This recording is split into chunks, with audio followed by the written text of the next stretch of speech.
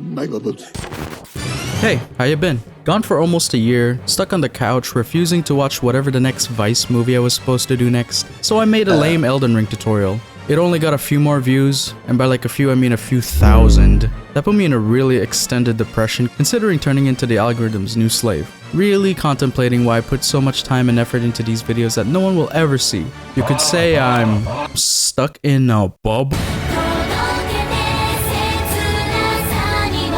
Bubble is a new Netflix original anime movie by Wit Studio, and it's boringly disappointing and it makes me want to blow bubbles up my own ass. It's a perfect representation of the worst way I could describe a Makoto Shinkai movie. Beautiful art, boring story. I'm not saying those movies are bad, but that these poor animators are grinding day in and day out making all this fantastic art, that they don't have any time to write a more interesting story than boy meets cute girl, soon comes... It actually reminds me of an old Wii game, Muramasa the Demon Blade. I love this game. Not really in a story sense, mind you. This game is a little unique, to say the least.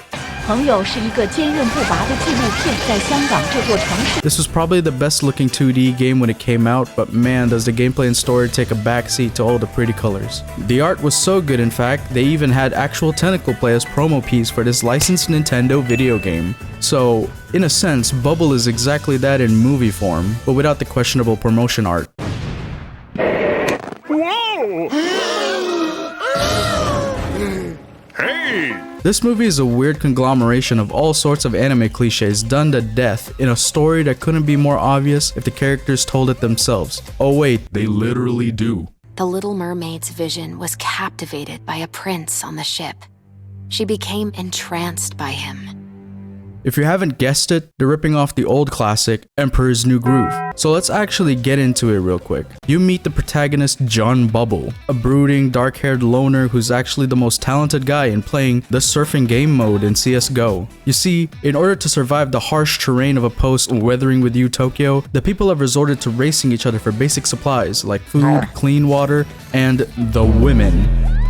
You'd imagine they would just start killing each other for survival, parkour style like Dying Light, but everyone really wants to hit that sub 14 in Mario 64. So John, while attempting a new record for Mario Galaxy, almost falls into a black hole.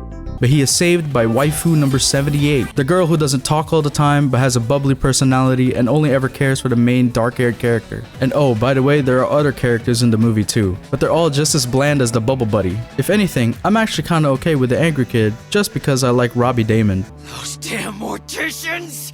If they want to live, they better not be doing any pervy shit to her! Say what? So the next 40 minutes is spent trying to make us care for the Bubble Girl, having her learn about the human experience, the meaning of being alive, and doing the parkour. Later on, they try to tell the original story of The Little Mermaid, making its connection to this movie even more blatant than it already is when compared to the Disney movie, but they still manage to butcher a lot of the original fairy tale. For one, the movie is actually in the perspective of the prince instead of the mermaid, so we wouldn't really understand waifu girl's thoughts until later on, because dark-haired guy is so much more interesting, I guess. Second, there's no sea witch at all.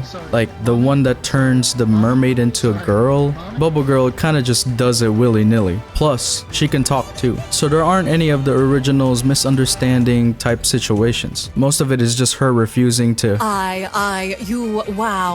Bitch, what? Speak. Spit it the fuck. So instead, her curse in this movie is not being able to touch Mr. Man. She can touch everyone else except him, or else she'll speedrun the Thanos %. So the movie would create obvious scenarios where they would need to touch to do the thing, and uh-oh, she's bubbling, when she could have told everyone about the one person she isn't supposed to touch. Which leads me to the one great part of this movie, the animation.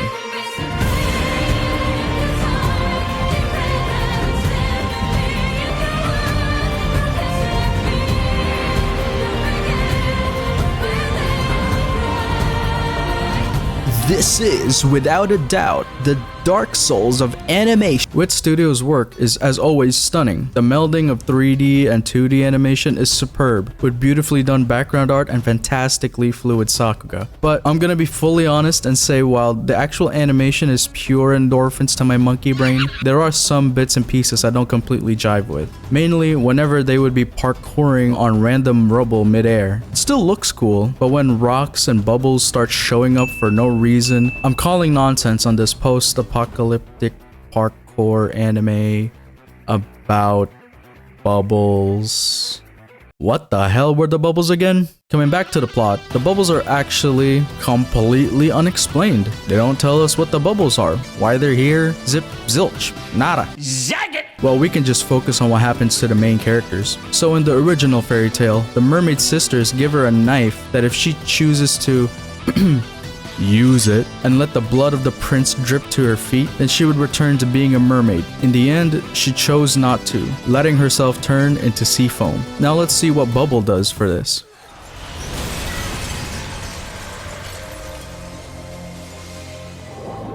This was the moment that I may have unintentionally angered the bubbles. I can't take this movie seriously. Why are the bubbles mad? Because one of them started simping over a kid? Hi. These are things outside what Kirito the 12th can actually resolve. Makes you wonder why this movie that's heavily inspired by The Little Mermaid, they decided to make the prince character the main focus when they have nothing to go for him. So now the bubbles want their waifu back, she refuses and goes back to Parkour Boy. They get chased by the evil bubbles until they're not. One last kiss, he starts crying and she dies. But not really, she just goes back into being a bubble, so she still gets to be with him in the end. Freeze frame, roll credits. Turns out the movie's pretty boring unless there's action happening on the screen, because none of the character interactions here are compelling enough to keep my bonobo brain interested. The story is boring, the characters are forgettable, the music wasn't particularly outstanding. I know that's kind of mean to say for a Sawano composed soundtrack, but I actually think Sawano's style of bombastic orchestra doesn't really fit this by-the-books plot. The only standout part of this movie was the animation, which makes me sad for the animators working their butts off, slaving it away for a movie that doesn't really deserve this kind of quality. That sounds really harsh, but I guess if it wasn't for the animation, this movie would have flopped harder than it already has. Because right now, it's not looking too good for old Bubble here. If anything, it's a perfectly watchable movie for all the pretty colors and spectacle, but nothing else to offer. Thanks for sticking with me. If you want to see me take a look at something particular, throw your recommendations down at the comments. But now I need you to leave. I'll see you later when I'm done cleaning all the bubbles from when I blew them out of my ass.